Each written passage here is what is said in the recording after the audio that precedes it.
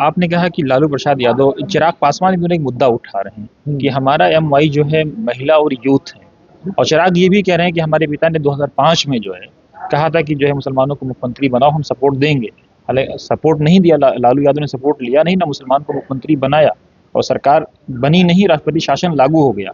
आखिर इतनी हठधर्मी लालू यादव के इस परिवार की, इसको आप किस तरह देखते हैं? देखिए, लालू प्रसाद यादव उस व्यक्ति का नाम है जिसने अंधों में काना राजा कहावत को सिद्ध करने का काम किया। अपने बेटों को ही नहीं पढ़ाया, वो भी मुख्यमंत्री रहते हुए।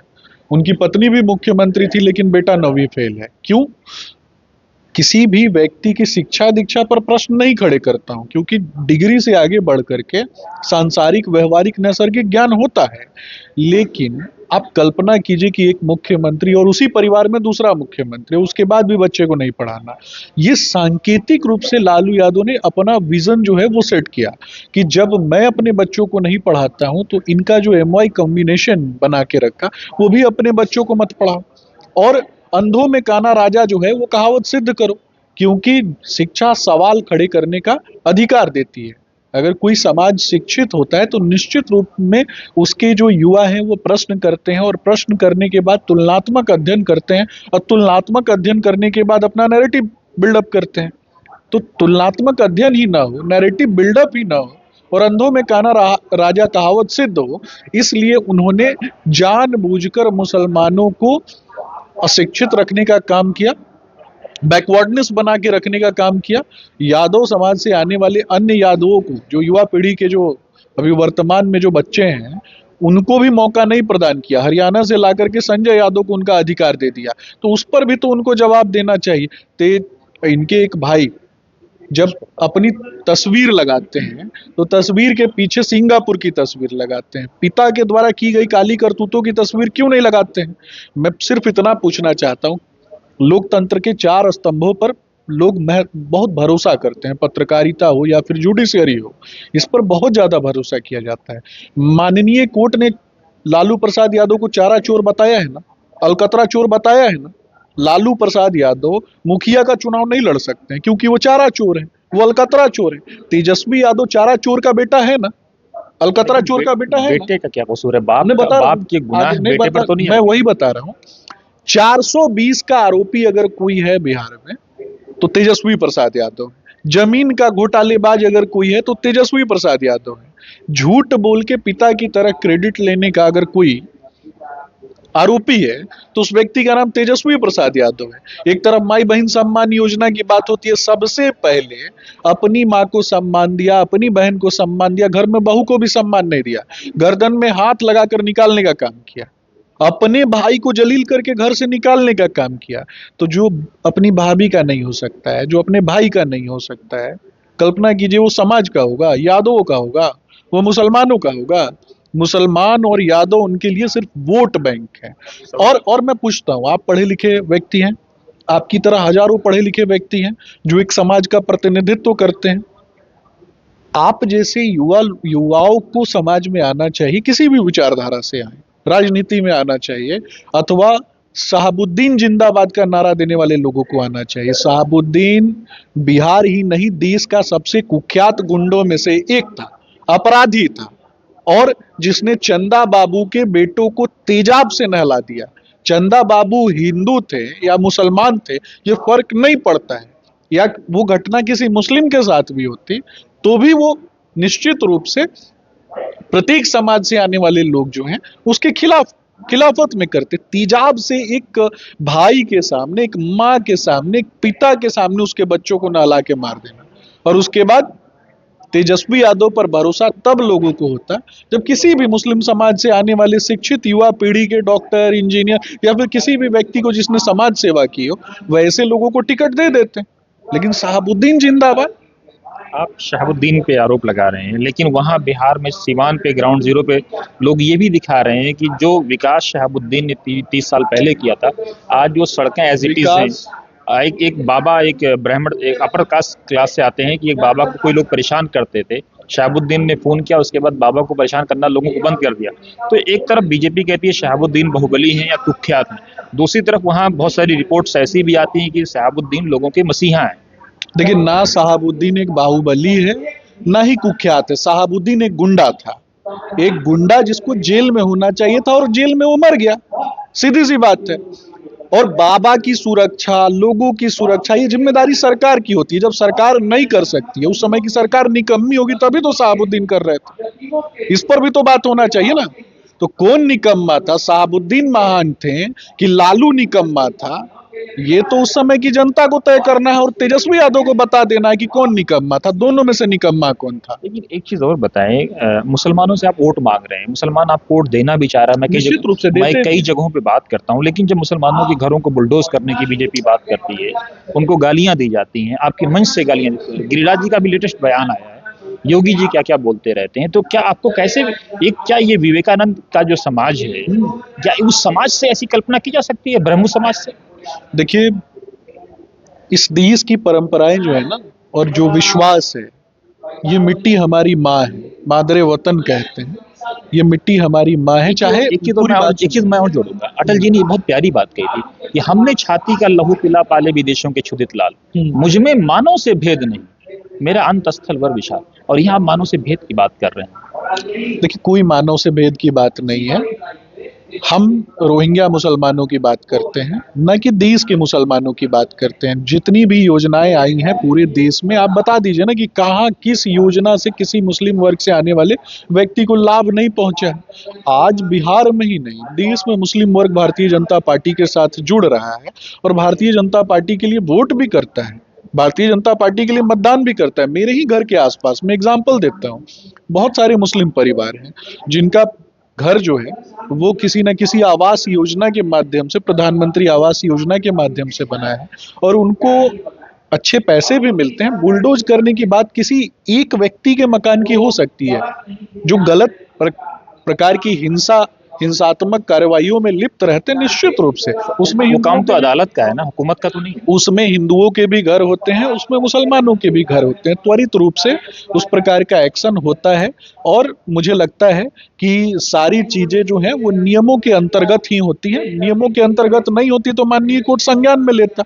इस पर हम लोग चर्चा ही नहीं कर रहे होते। आप नीतीश कुमार की हम छवि देखते हैं, खबर ये आई थी कि नीतीश कुमार ये चाहते हैं कि बिहार में जो शब्दों की जो तो वाणी है उसके थोड़ा सा सॉफ्ट रखा जाए।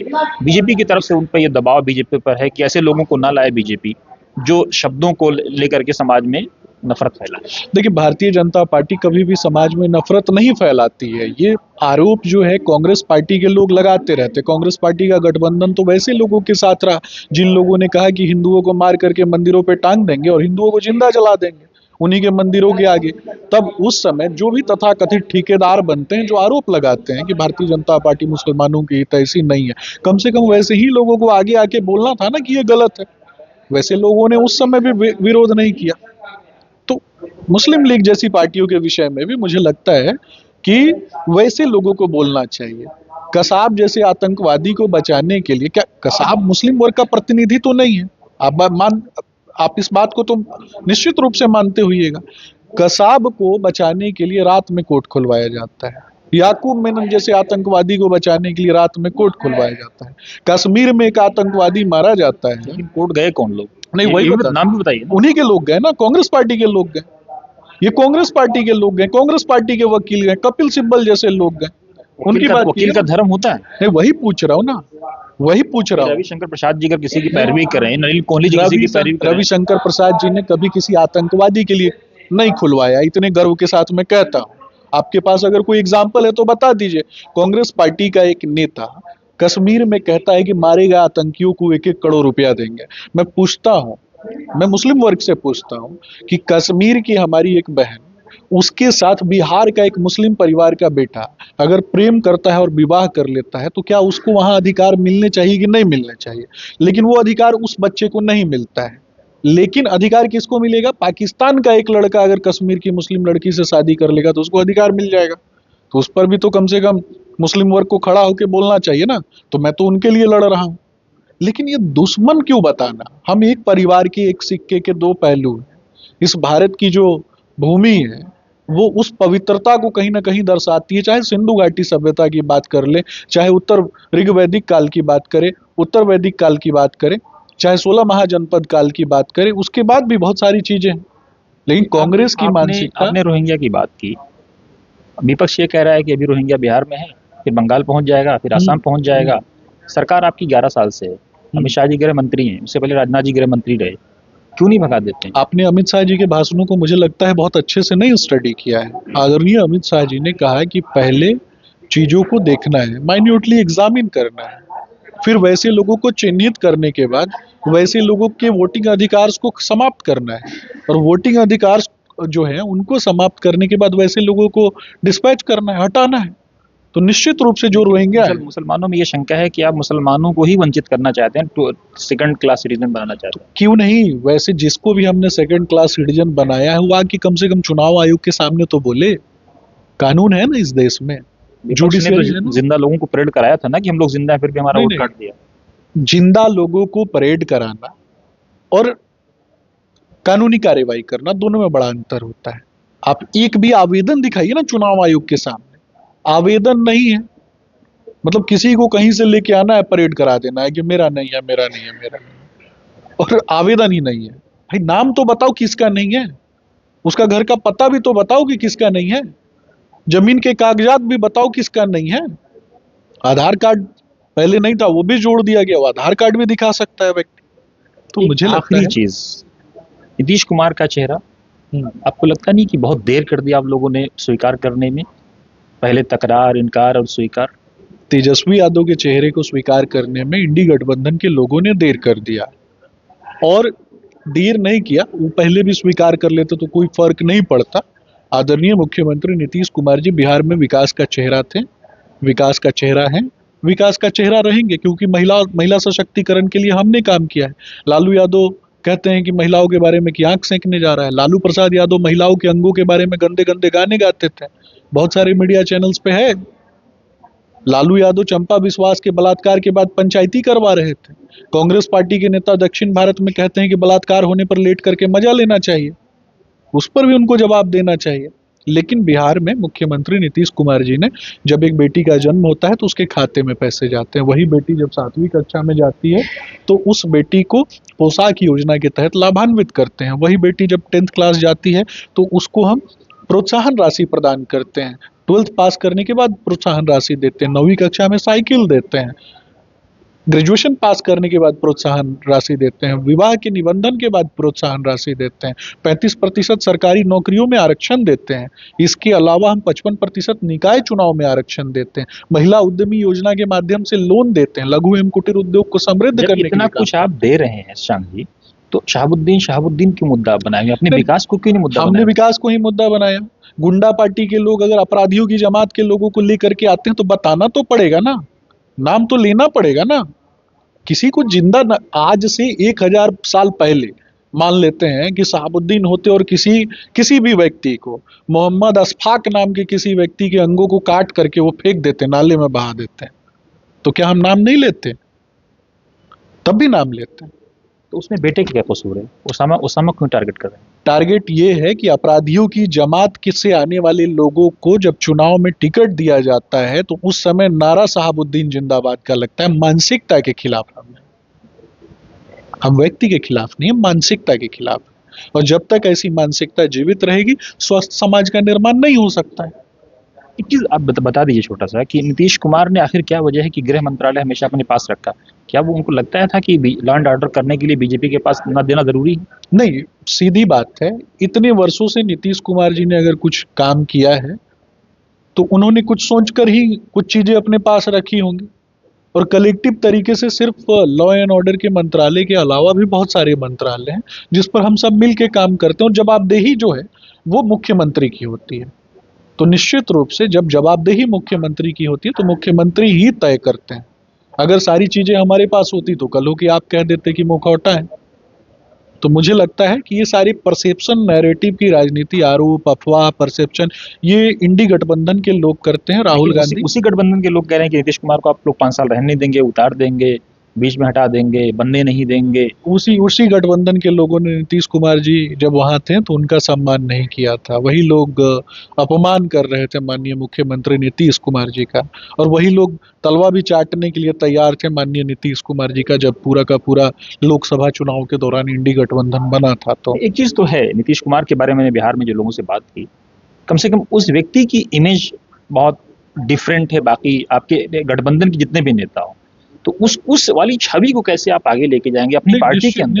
निश्चित रूप से छवि उनकी बहुत अच्छी है, और अंदर पार्टी में क्यों लेके जाना है? वो हमारे पार्टी के और अपनी पार्टी के अंदर कैसे लाएंगे आप उस तरह की चीजें? पांचों घटक दलों के नेता वही हैं, ठीक है, और उनके नेतृत्व में हम चुनाव लड़ रहे हैं।